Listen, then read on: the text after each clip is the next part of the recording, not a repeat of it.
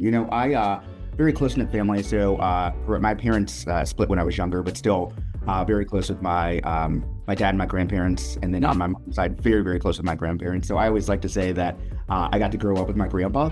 So what we do is we embed. So we place a master's level clinician, so a master social worker, counselor, marriage and family therapist, whoever that might be, and place them right into primary care. So there's your primary care provider and the therapist are working collaboratively. His father was terminal end of life, and they really understood, well, they found out at that point later in his life that his father was clinically depressed, but no one ever knew that. And so born out of that was this opportunity of like, how do you spot that earlier on, and how do you increase access? Looking for real stories of real people making a difference in the Grand Canyon State? Welcome to Finding Arizona Podcast. We sit down with Arizona's inspiring entrepreneurs, creatives, and community leaders and give you a front row seat to their journeys, passions, and projects.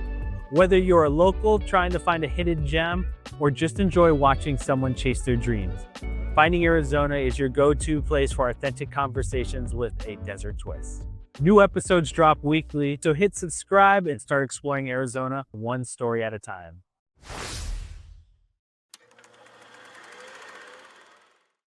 Welcome back, everybody, to the Finding Arizona podcast. I'm your host, Jose, and as always, we bring in special guests every week, and today's no different. Ladies and gentlemen, I would love to introduce, oh man, I didn't ask you your name, it's Sentari, right? Am I saying that correctly? I just want to, I always forget to ask. On the first try, you got it. Nice, Sentari. Ladies and gentlemen, as Chief of Staff and Head of Investor Relations over at EvolvedMD, a venture-backed leader in healthcare innovation, Sentari shapes strategy, growth, branding, culture, and more, all while advancing mental health integration. Before EvolvedMD, he advised some of the nation's most predominant CEOs and entrepreneurs as regional director at Adler, and helped scale social enterprises and social venture partners at Social Venture Partners. Thank you, Sentari, for joining us today. So fun. I'm super excited for this. Yeah, it's been like we were saying off air, it's kind of weird that we haven't like met face to face or even kind of in crossing, because we have a lot of people in common, and we have a lot of people that, again, this city may be large, but it's very small at the same time. So when I get to meet someone that I feel like I should know, or I feel like I should have some kind of connection with, it's really cool that I get this opportunity, like, because of the podcast. And so thank you again for sitting down with me for a little bit. One of the first things that I ask everyone is, give us a little bit of your origin story. How did you get into the world that you're in today? Yeah. So one of the things I always think is really fun is that I'm a Phoenix native. So I grew up here in Phoenix. I love the city. I love our state. So grew up in Phoenix. And then went away for college in the Midwest, and then came back after college, and then really started my career in I think about the idea of social impact. And by social impact, I mean, how do you use your professional life to help others? So most of my early career was built in the nonprofit sector here in Arizona. I did a stint at the Rodell Foundation for a number of years, so doing work where we helped communities and schools in high need areas to make sure that their teachers and principals were equipped to handle the best for those students. And so did that for a few years, did communications and programs work for them, and then actually did a 2-year stint in fundraising at the Arizona Humane Society. So I knew very cool. As I wanted to round out my career, I knew that I needed to learn how to fundraise. So I went there for a couple of years, did corporate and foundation relations and major campaigns for them, which was really fun. And then I got tapped to be director at Social Venture Partners of Arizona. So that is an organization that's near and dear to my heart, because I've been a partner with Social Venture Partners since I was maybe 24, 25. So I was a partner, and then they happened to come on staff. And so on staff, I ran a lot of programs to help social entrepreneurs and nonprofits really build capacity within those organizations. And then also work with local philanthropists on how to build out their philanthropic education. So how to give, why to give, those types of things. So I did that for a few years, and then moved over to Alder. That was in probably 2017. And that was really cool organization in that, working with purposeful CEOs, owners, and entrepreneurs here in Phoenix, in Dallas, and in San Francisco, really building out their philanthropic, social, and political kind of strategy. Yeah. So I got to do that all over the country. And then one of the CEOs in the Phoenix chapter tapped me to come build out the company's first strategic plan here at EvolvedMD, where I've been for, I think I'm 5 years in like a few days. So I'm yeah, You yeah. you again, such a journey. First off, it's incredible that you've had this so many opportunities to kind of, really peek into different areas of business, entrepreneurship, all of it. And so I'm gonna rewind just a little bit. Yeah. You grew up here and you're native here. I want to know about your parents because some of the things that I've learned throughout my time doing podcasts with these business owners and entrepreneurs is I love hearing the story of like prior to even learning what they do or what they're even going to do in what our business world and life is like. There is some semblance of ties to either parents or some grandparents. I would love to understand what were your parents like, or what did they give to you that you can say that's like affected your life today? It's a great question. I very close knit family. So my parents split when I was younger, but still Mhm. very close with my dad and my grandparents, and then on my mom's side, very very close with my grandparents. So I always like to say that I got to grow up with my grandpa. Oh, So nice. so he was retired when I was born, and so I just got to spend a lot of time with him growing up, Oh, awesome. which I think was great because I think about the fact that I started first grade when I was 5 years old. Mhm. So very, very young kid when I went directly into first grade. And Yeah. it's like I got to spend all my time with my grandpa. So taught me how to like read, write really early. And so Yeah. advanced at an early age.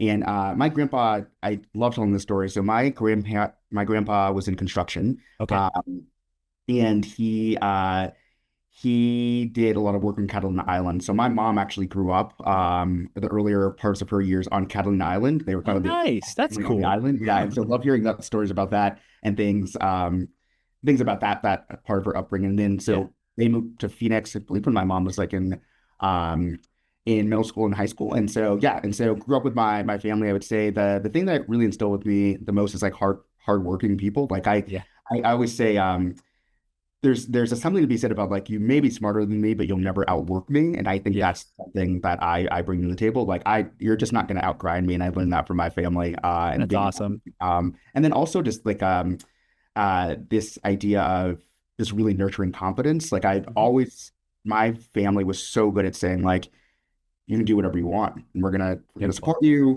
we trust you. And so just having that confidence when you're 10 or 11 years old and going to high school was really important. And so that kind of like brought me through that my through line of like I feel very blessed to have the family that I did that was so supportive. Yeah. It's been great. And so there's not much in my career that I feel like I can't do, and that was also always instilled in me as a kiddo. That's awesome. See, again, one of those things that I feel connection to you where I went to school early in kindergarten. I went to school, like my mom put me in before that law passed where you have to be five. You're And definitely so, five. yeah, I was just like, I just missed that law and I like got in. And so, yeah, it was one of those early development things. Also on top of which, we lived on the East Coast. And so, but my wife, she's from San Diego, and so like the whole beach life California girl is definitely something that she tells me about and growing up about is something I just find so fascinating. It's different than being here in Arizona. Yeah. But again, overall, just like there's a level of like connection as far as, you know, I was very independent as a child. I didn't get to see my grandfather until I was probably about 12 or no, I have I want to say I visited in the summer when I was like 8 or 9, but I didn't get to spend time with him, like a lot of time with him until we moved back here to Arizona on the reservation when I was like 12 or Oh 13. wow. Okay. And yeah, and so that was it was a big change. But it's overall like it gave me a lot of chances to, because he was retired and gave me a lot of chance to like as a kid growing up outside in a city and then moved back to a very culturally rich Yeah. country land, like desert landscape. I had to evolve. I had to grow. I had to learn, and I didn't learn too much about my culture until I moved out there. And so my grandfather was a big influence. He was very much took his time with me, catered to my learning style. He really tried his best to instill a lot in a very short amount of time because he knew he only had that short amount of time until I went off to college.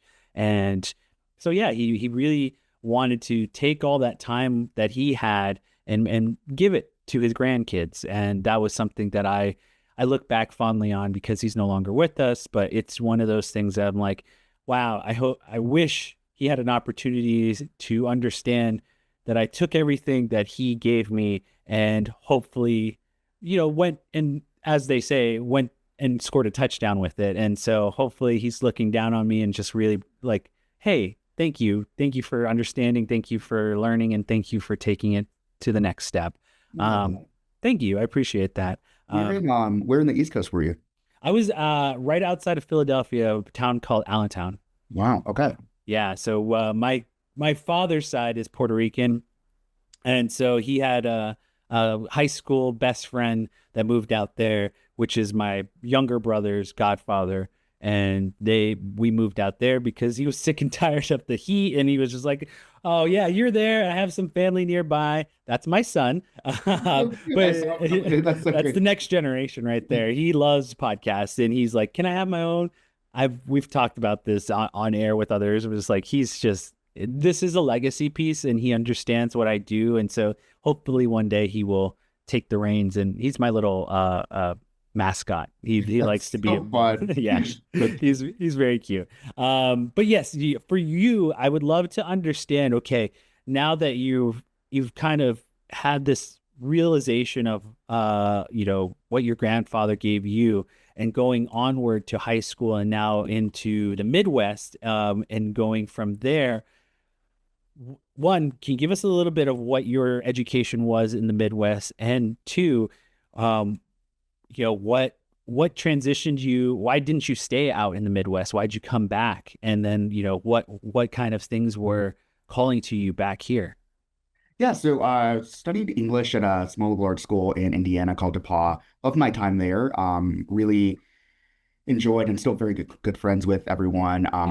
College where I talked to a lot of those folks each and every day. But Good. for me, it's like I knew that I didn't want to be in. I knew it was kind of just a temporary thing. Like you go to college for your 4 years, and Yeah.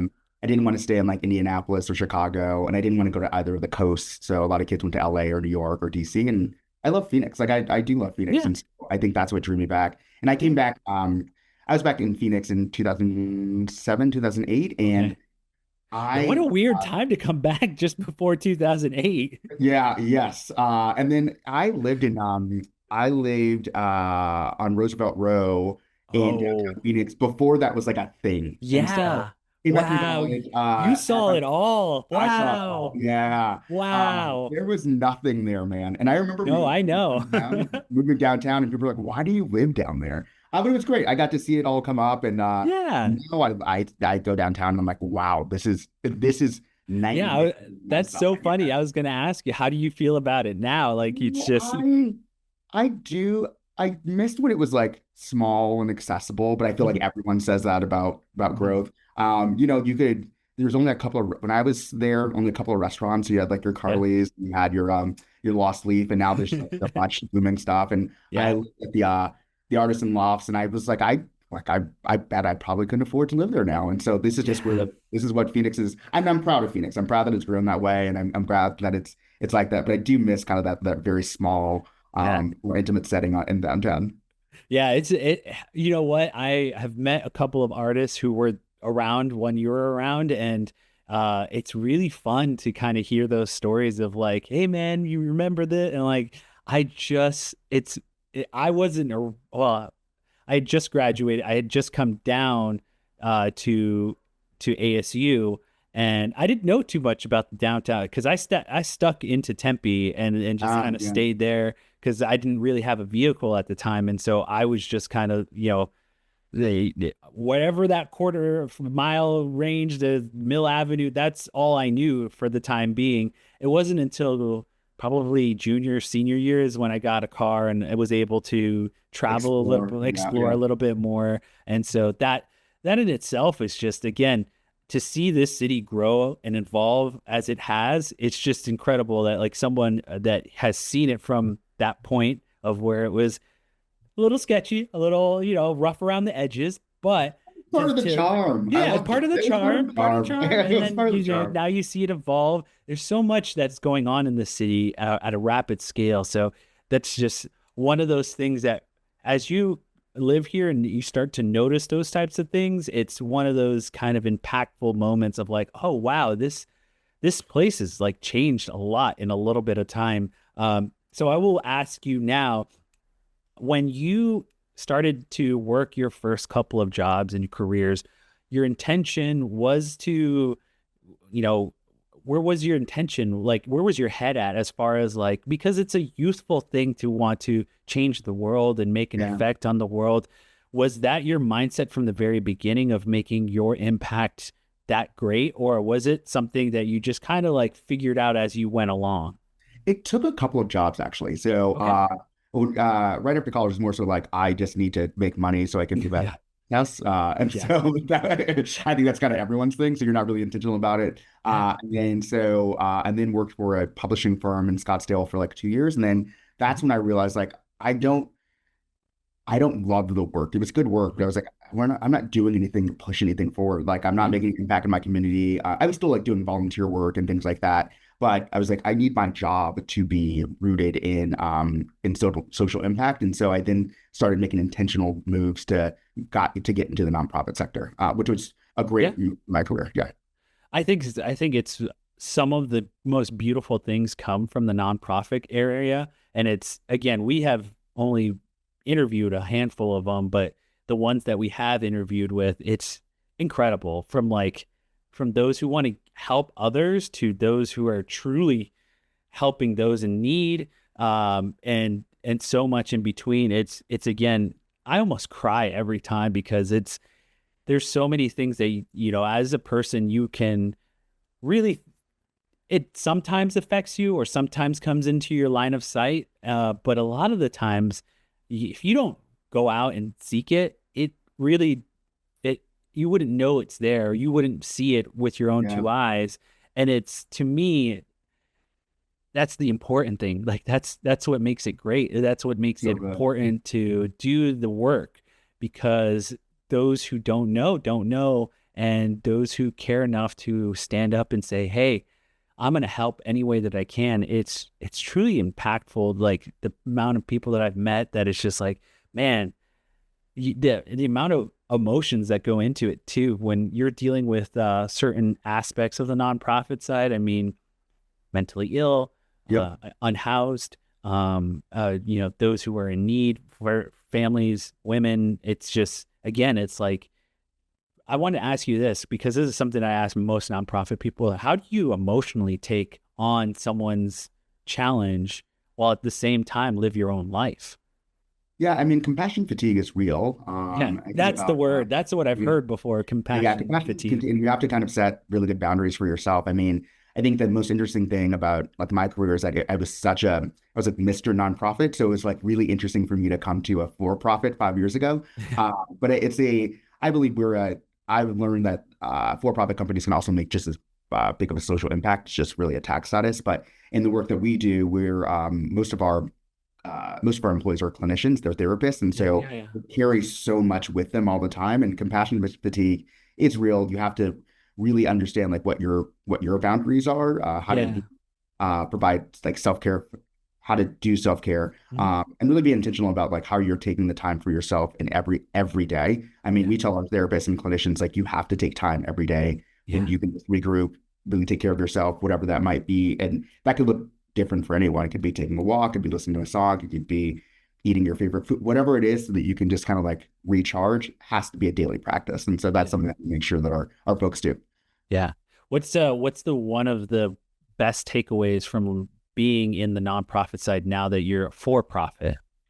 Yeah. The biggest thing that I took away from the nonprofit sector, that people are really, I think the biggest thing is like that people are really passionate. Like Yeah. it makes you feel good that like Yeah. they're good people in the world. I think Absolutely. that's a big takeaway from the nonprofit sector. And I think actually nonprofits do a really good job because they have to have like strategic planning. So a lot of Mhm. the things that I took away from my time in the nonprofit sector. I've actually brought over to our for-profit company on just how do That's you great. plan, how do you look at initiatives, things like that. And so that's been great. But mostly they're good people there.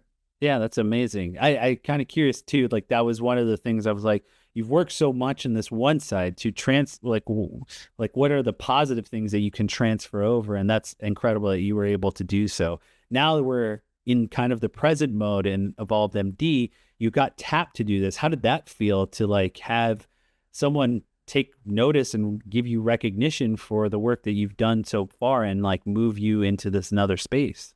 Yeah, it's actually, I mean, the one takeaway you can have of it is kind of like the power of networking and the power of like uh there's a great uh Air Jordan commercial from like oh my God, 2000 gosh, maybe 2004, 2005. It's called Let Okay. Your Game Speak. It's like a great commercial. Oh, wow. Um, and so I think about all the time, like really the best way to show up or like to to get a next opportunity is to be really good in your current one. And then let Yeah. someone notice it. And so my CEO or the CEO of EvolvedMD was one of the members of the CEO consortium that I ran, Alder. And so we'd known each other for a number of years. And then Nice. as we were kind of growing EvolvedMD, he set me down and was like, "Hey, I'm trying to figure out what are the next stages of the company, and I would love your support in that." And so he Nice. had me come on to build out first strategic plan for the company, and then Okay. also we had to do a kind of a brand refresh. He didn't want to call it rebrand, called it a brand refresh, but really like livening up the brand and really modernizing it. And so had I did those two things, and then just kind of evolved over the last 5 years with the company. But it was great, and it was something that like I was a proven commodity. Because he knew me before, and it was like an easy segue, and we have a great working relationships. That's That was awesome. wonderful. Yeah. So give us a little bit of insight into Evolve MD. I know from just research, it's a way out of the normal caretake and just give us a little bit more insight into that into the business. Yeah, EvolvedMD. So we always think about like we're reimagining behavioral health. So what we do is we embed, so we place a master's level clinician, so a master social worker, counselor, marriage and family therapist, whoever that might be, and place them right into primary care. So there's your primary care provider and the therapist are working collaboratively. It's called collaborative care on your to look at the whole patient. So Yeah. a great example would be our partners in Phoenix, actually around Arizona, are Banner Health, Honor Health. So if you go to a Banner Health or Honor Health primary care site, there's an involved MD therapist there. And so Nice. if you're a patient, you go in and your doc either screens you or you say like, "Hey, I'm feeling a little anxious or depressed, or I just something's off," and we have a resource right there in clinic for patients to or for folks to see. And it's been great outcomes. Really Yeah. been grow and scale that we started here in Phoenix, so we love being here, and Yeah. we wanted to own our backyard. So really build out the program around large health systems and primary care groups in Arizona. And then we started expanding into the American Southwest. So Salt Lake City, Denver, Colorado Springs, and Albuquerque. And then last year we actually jumped to the East Coast. So now we're in Oh, nice. Tampa and St. Myers. Oh, that's awesome. I, I, I, Nice. I was just curious too because I was reading. I was the last thing I read. I don't know. I know it's not your story, but it's I believe the CEO's. He kind of wanted to start this because of his father and the Yeah. story behind his father and his healthcare. Yeah. His father, it's really a great, so his father was terminal end of life, and they really understood. Well, they found out at that point later in his life that his father was clinically depressed, but no one ever knew that. And so born out of that was this opportunity of like, how do you spot that earlier on, and how do you increase access? And the access, there's so much research around having it in primary care, it's a place you're already going to be, a place you're Yeah. very comfortable, is a great way to have mental health care. And then having your primary care provider and your therapist come together to really work on you as the whole person, the whole patient, Yeah. is so powerful. So we get to increase access to the care. We also having it in primary care reduces the stigma. So it's not like you're going to some other mental health clinic. It's already you're already there Yeah. at your doctor's office, and so it doesn't make it seem so intimidating. So It's it's amazing. able to and have access open up to so many people in Phoenix and across the country, actually. That's amazing. Thank you for giving me that little bit of insight because again, I always love to because it's part of your website and just Yep. kind of the overall foundation of the stuff Evolve MD. Now I know one part of your job is head of investor relations. give me a little bit of what that entails, kind of the background behind that, because that seems like a very intimidating position that you're going out and seeking revenue and backing with these CEOs, other businesses. Is that where I'm going in the right direction? Yeah, so we're a venture-backed company. So Mhm. we just completed our Series B investment. It's public, yeah, Congratulations. $34 million, which is great. So ran the fundraise with our CEO. So went out to get dollars from Mhm. venture capital firms, and then a big part of my job is then now or has been working with our now board and investors on moving things forward. So leading communication, working with our finance team on making sure that everything's aligned there. So a lot of my time is just spent with our board and our investors moving things forward, which is it's been great. It's been wonderful to understand that side of the world, which is something what I've loved about EvolvedMD is it's allowed me to do things I've never done before. And Nice. we our executive team is I really love our team because right now we're in this interesting space where everyone on our team, this is the kind of the biggest job they've done ever, right? Yeah. And so we're all growing together, and so, Awesome. which is great. And so I've been able to do some things that I've just never done before. And the investor relations piece is a great one. It's been fun to learn, and Mhm. it's sometimes difficult. It can be stressful, but it's all great stuff. And I'm glad that I have it on my CV now. Yeah, I mean, again, I say intimidating because again, that type of work is to me like we're talking millions of dollars, and that is a frightening amount of zeros for me. I haven't gotten to my head wrapped around just the amount of zeros that my own business occurs. But again, I find it so fascinating that someone with your background of like, transitioning from life and how your journey has spilled out. It's really truly amazing to see someone who's also a native of this area to go out and start evolving themselves into this incredible person who has incredible network and connections. I give you your kudos because this Thanks, is something man. this is something really incredible for yourself and for those who are involved with you. Your family, I imagine, is very incredibly proud. So I like to get into a little bit of the weeds of like your everyday life. I typically, because you gave me a little bit in your bio, what you seem like a very active individual as far as like, you like to work out, amateur author. Like I want to get more details from this stuff. Like, how do you keep balance? Because also we were talking off air. It's like you were part of another board, or I don't know if you're still part of that, the State 48 Foundation board member, but it's like you have your hands in a lot of things. Yeah, yeah, I yeah. just want to know how you pull it all together. That's a great question. One, I'm very thankful that my role at EvolvedMD is very flexible. And Mhm. so my day-to-day is a lot of just like corporate communications, Yeah. and again, the investor relations, and then kind of executing and leading the executive team. But I have a lot of flexibility in my day, and that's really important to me because I Mhm. like to do so much in the community. So yeah, I sit on I chair the State 48 Foundation board. Um, I'm on the Social Venture Partners of Arizona board. What else do I do in Phoenix? I know it's, I'm so uh, much. this year I'm the president of Men's Arts Council, so Oh, cool. it's the kind of biggest support organization for the Phoenix Art Museum. So I'm at the Art Yeah. Museum a lot. Yeah. Just because I love the city. Again, I love the city. I love the state. So my day job allows me to be really involved in the community, which I really love. Incredible. Um, but I think I get the question all the time, like how do you seek balance? And it's Mhm. really just being intentional about balance. So Yeah. I'm good at saying no if I know I need to say no. Mhm. I make sure that I protect my time on certain things. And so, and I have a pretty good feeling like I know when I'm getting Yeah. uh, like overly stressed, and I do a really good job of like pulling back as I need to, but Good. all about communication and transparency and like what you're going to offer. But yeah, Good. I do love, I mean, my non-negotiable is I work out pretty much every day. And so Nice. my team knows that How uh, long? yeah, so they're like that's immovable time on my Yeah. calendar. I need to get a workout in, and like things like that are just really important to me. So I feel like I have fairly good balance. Nice. How long do you work out for, if you don't mind me asking? Yeah, so depending on the day, I can do like today I just came from the gym. Nice. I did about I was there for about an hour and a half. Good. And then Nice. sometimes I do Barry's boot camp in Oh, Scottsdale. Those are like 50-minute classes. So yeah. anything between like 50 minutes and an hour and a half.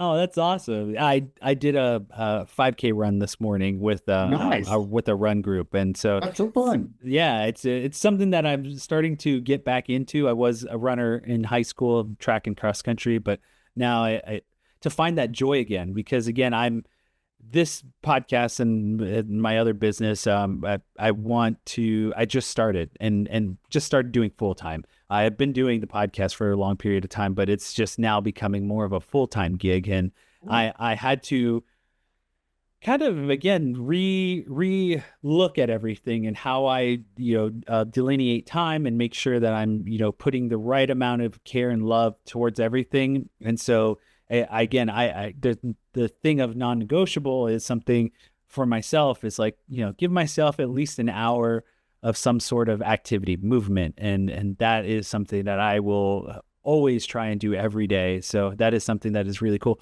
You seem like a journal person, or at least a scheduling person. I'm still learning and I'm getting better. Am I on the right? Like, am I assuming this right? You seem like you have to have at least like a nice calendar put together. I have a great calendar. I also have a Okay, great support team. So great.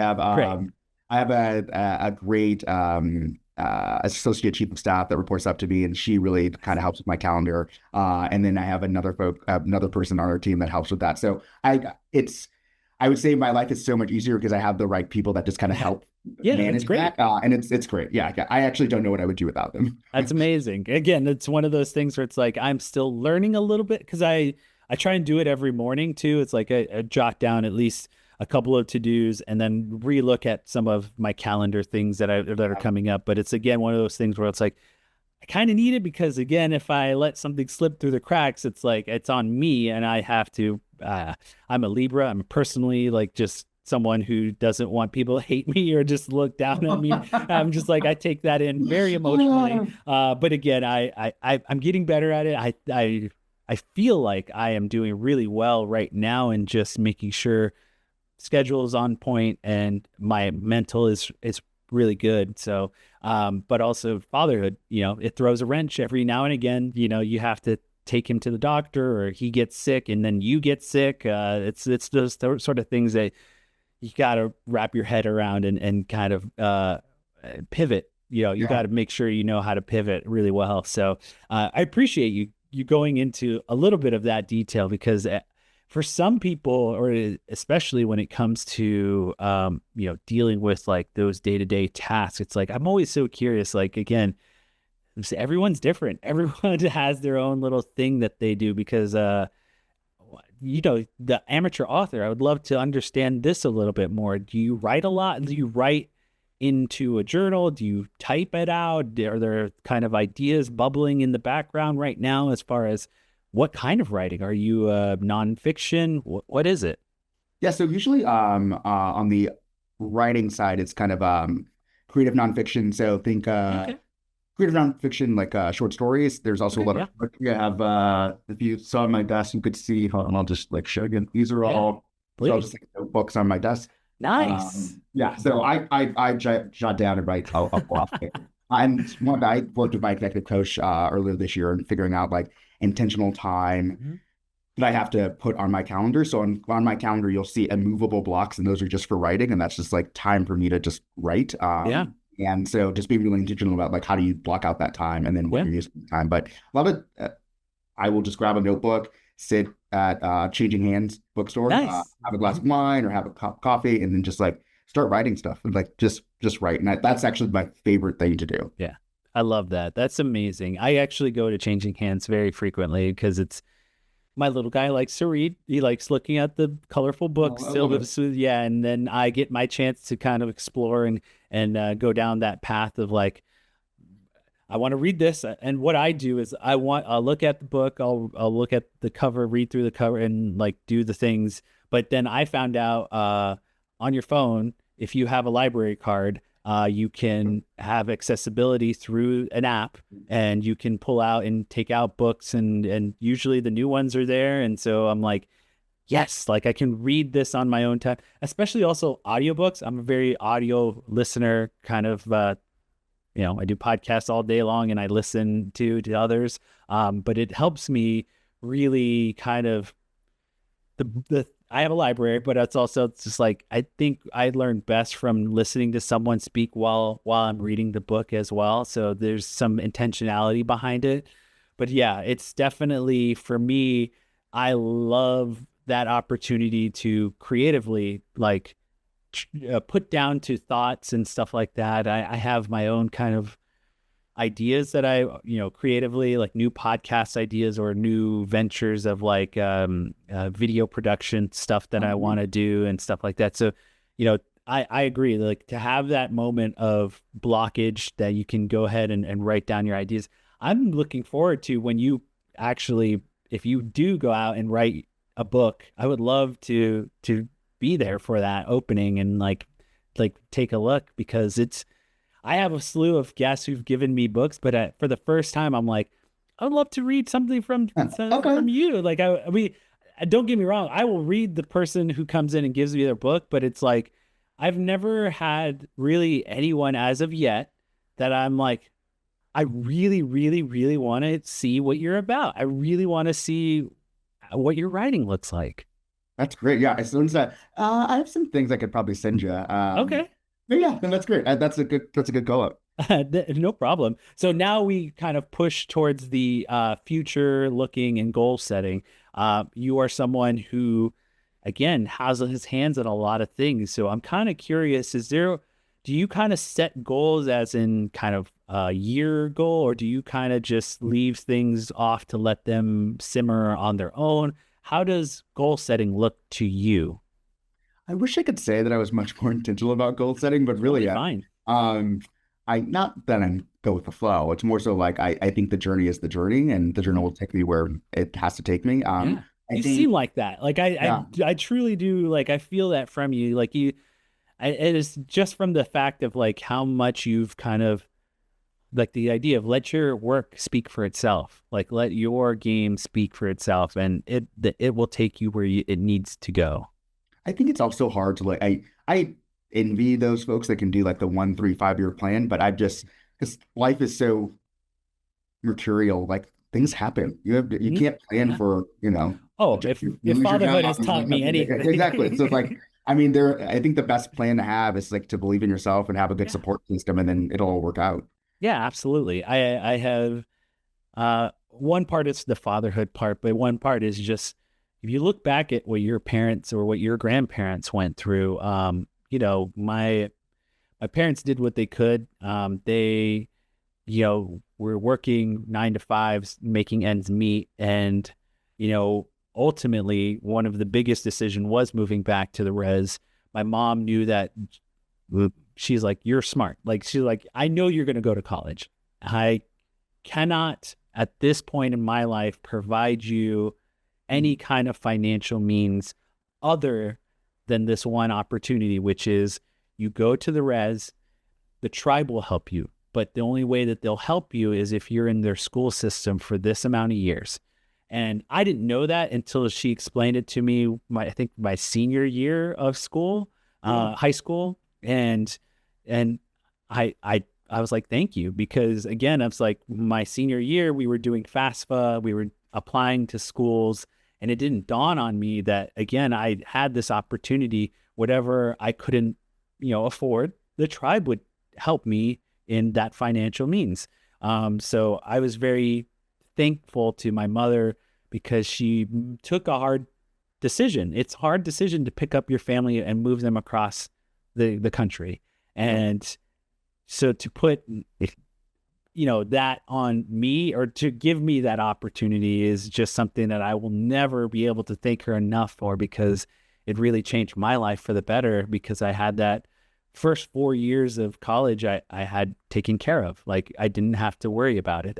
I was going to be financially taken care of. So it's definitely like, again, those types of things you look back on, you're like, I didn't have a plan. I really was, in my intention was like, I'm going to apply for college and I'm going to go for college, not thinking I have to pay for college. But yeah, my mom was ahead of the game, which is like, I'm planning ahead for your future. And this is not only just for you, but for your brother as well. Your brother has this opportunity just as much as you do. And so I was very thankful that she thought that far ahead. And it's again, you look back on it and you're like, oh, I didn't have a plan.